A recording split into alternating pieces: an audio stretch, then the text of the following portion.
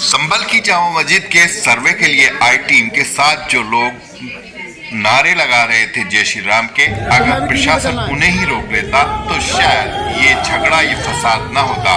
लेकिन प्रशासन उनसे बेखबर रहा और यही वजह रही कि ये बहुत बड़ा मामला हो गया।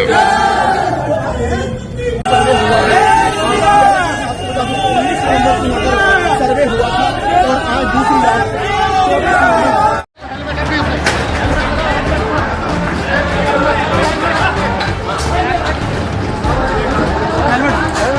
संभल में सीधे सीधे हत्याएं हुई हैं। 5 लोगों के हत्यारों के खिलाफ हत्या का मुकदमा दर्ज होना चाहिए। शासन ने ही लोगों को जो जा रहे थे मस्जिद में नारे लगाते हुए उकसाया और ये प्रदर्शित किया कि जैसे मस्जिद पे लोग कब्जा करने जा रहे हैं, जिसकी वजह से ये सब कुछ हुआ। ये जो घटना हुई संभल में, इस संभल की पूरी घटना की जिम्मेदारी योगी आदित्यनाथ जी की सरकार की जिम्मेदारी। देखिए, आज हम तो दुआ करेंगे कि हमारा संविधान कायम रहे। बाबा साहब जो हमें ये ग्रंथ दे गए थे, जिसके अंदर समानता का अधिकार है, जिसके अंदर प्रत्येक नागरिक को उसके धार्मिक कृत्यों को मानने की आजादी है, और आज उसके ऊपर सबसे बड़ा कुठाराघात हो रहा है। हम तो चाहेंगे कि संविधान कायम रहे और हम लोग सुरक्षित रहे।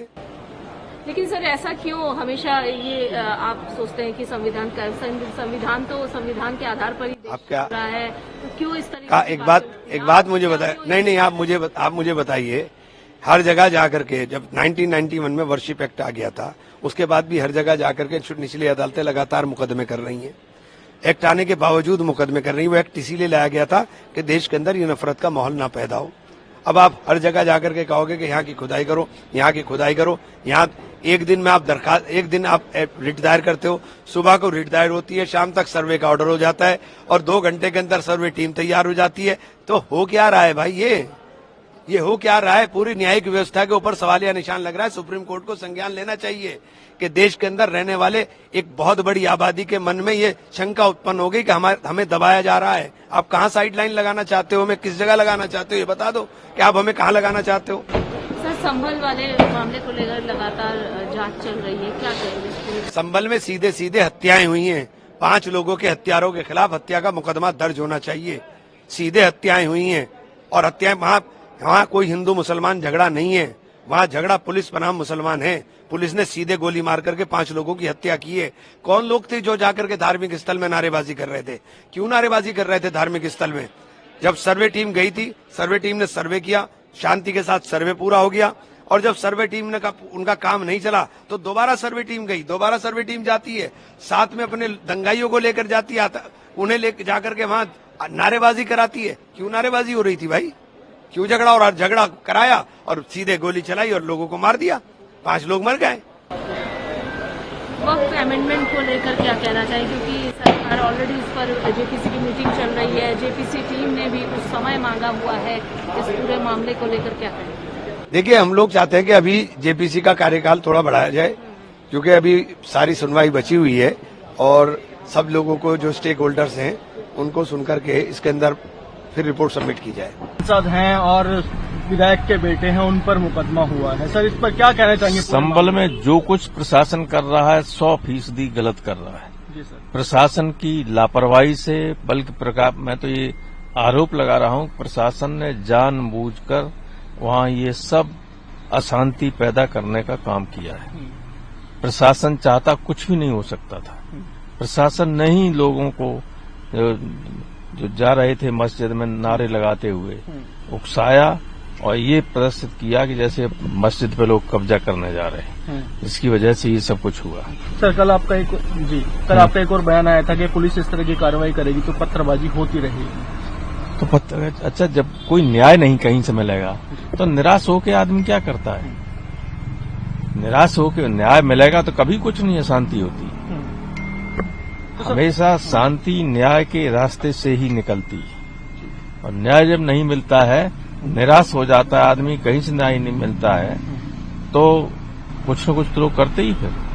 सर, आपकी पार्टी की तरफ से, आपके नेताओं की तरफ से क्या शांति के लिए कोई पहल की जाएगी? पहल लगातार अखिलेश अपील कर रहे हैं कि शांति बनाए रखें सब लोग। जी। हम लोगों को भेज भी रहे हैं, प्रशासन जाने देगा तो हमारे तो डेलीगेशन जाएंगे, वहां लोगों से मिलेंगे, जाके समझाएंगे, और जो प्रशासन ने प्रशासन अपनी गलतियां छिपाने के लिए, सच बात तो ये है कि जो मीरापुर और कुनरकी में प्रशासन ने जबरदस्ती वोट डाले थे, वो उसकी चर्चा कहीं न हो, इन्होंने ये व्यवस्था करवा दी कि वो चर्चा बंद हो जाए और ये चले।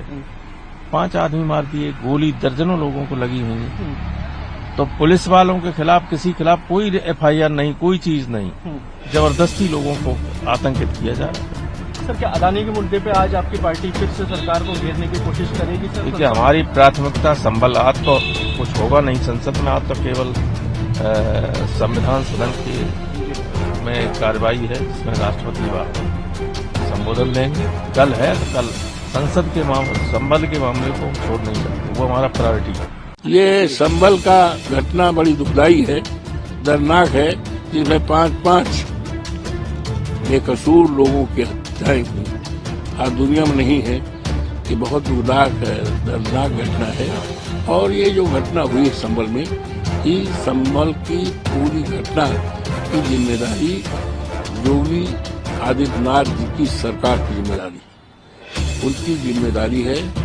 और जहां तक आपने सवाल किया कि हमारे सांसद पे एफआईआर, तो सांसद जी तो थे ही नहीं, यहाँ वो नहीं थे, उनके ऊपर एफआईआर हो गई। तो एफआईआर इसलिए हो गई है, उन पर भी हुई है, और जो विधायक का चुनाव लड़े थे उन पर भी ये हुई है कि ये लोग, ये जो नंगा नाच हुआ है पुलिस के द्वारा, अधिकारियों के द्वारा बेगुनाह लोगों के ऊपर जान ली गई है, इसकी चर्चा न कर पावे, उस चर्चा को दबाने के लिए उनके एफआईआर किया गया।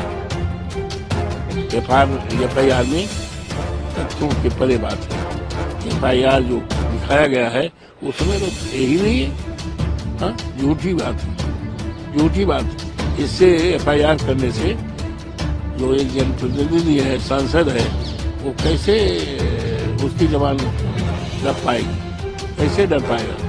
अरे उनके बाबा जो है इतने सीनियर थे, 92 साल तक तो सांसद रहे हैं।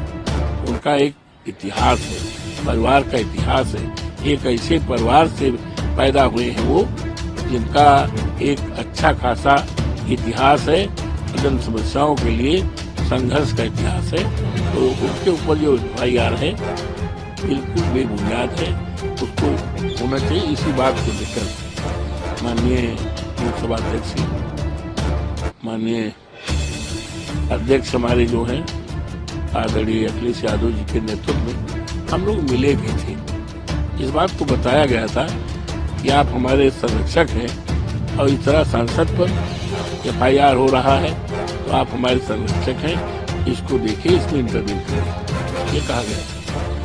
तो उन्होंने कहा ठीक, हम देखेंगे। जो कहा जाता है, जो परंपराएं जैसे उसे कहा, उन्होंने कहा ठीक, हम देखेंगे, ऐसा नहीं होने पाएगा और पीड़न नहीं होने पाएगा।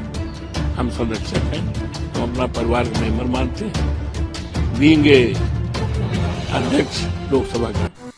ताज़ा खबरों के लिए फेस टुडे न्यूज़ को सब्सक्राइब कीजिए, बेल आइकन दबाइए, जिससे आपको मिलती रहें तमाम अपडेट्स।